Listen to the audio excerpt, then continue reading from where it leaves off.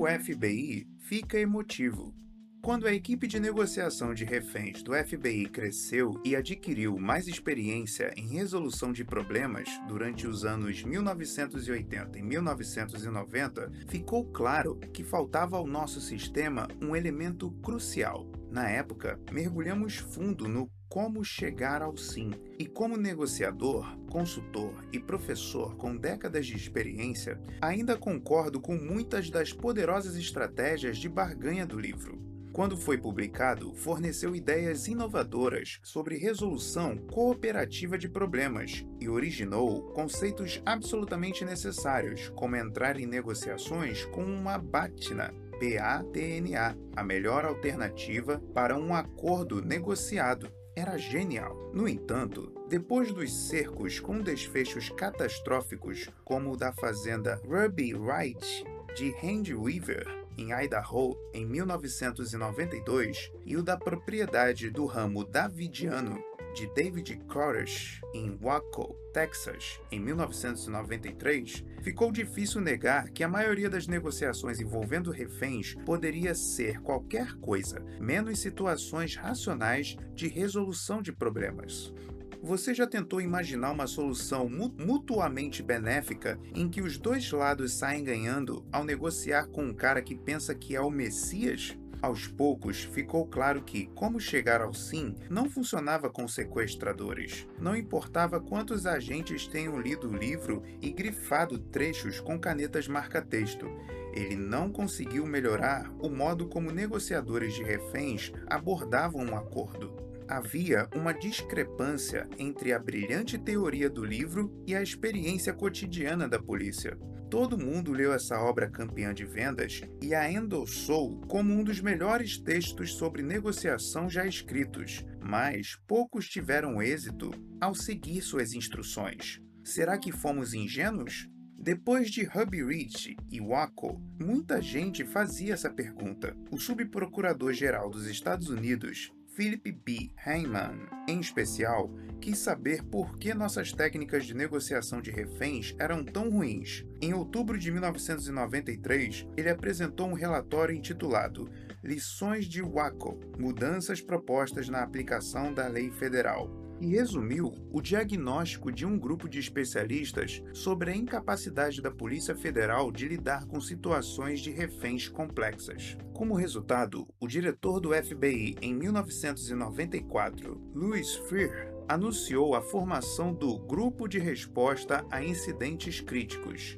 CIRG, na sigla em inglês. Uma divisão mista que combinaria as equipes de negociação de crises, gestão de crises, ciências comportamentais e resgate de reféns. O objetivo era reinventar a negociação de crises. O único problema era: que técnicas usaríamos?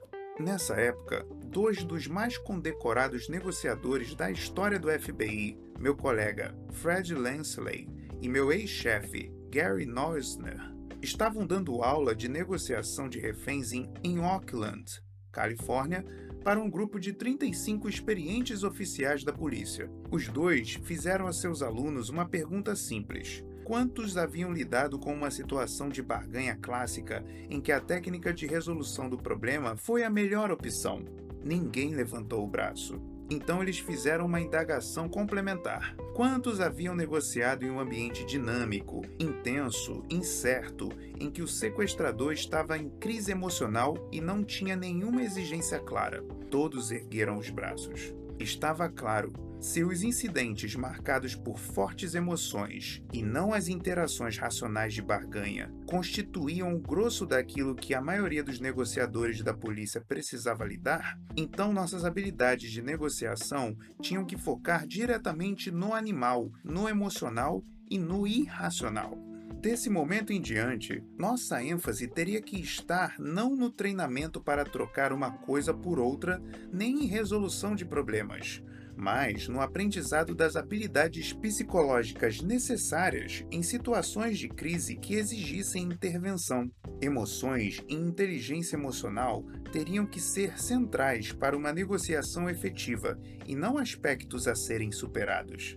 Precisávamos de táticas e estratégias psicológicas simples que funcionassem em campo para acalmar as pessoas, estabelecer compreensão, ganhar confiança, estimular a verbalização de necessidades e convencê-las de nossa empatia.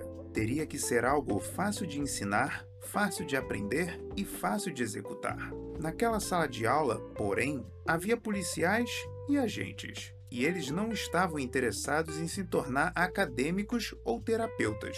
O que queriam era mudar o comportamento do sequestrador, independentemente de quem fosse e do que quisesse, para transformar o ambiente emocional da crise e, assim, garantir a segurança de todos os envolvidos.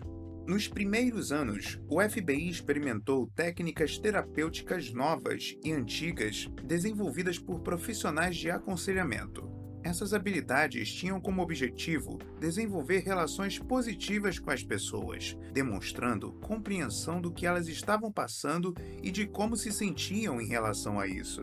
Tudo começa com a premissa universalmente aplicável de que todos desejam ser compreendidos e aceitos.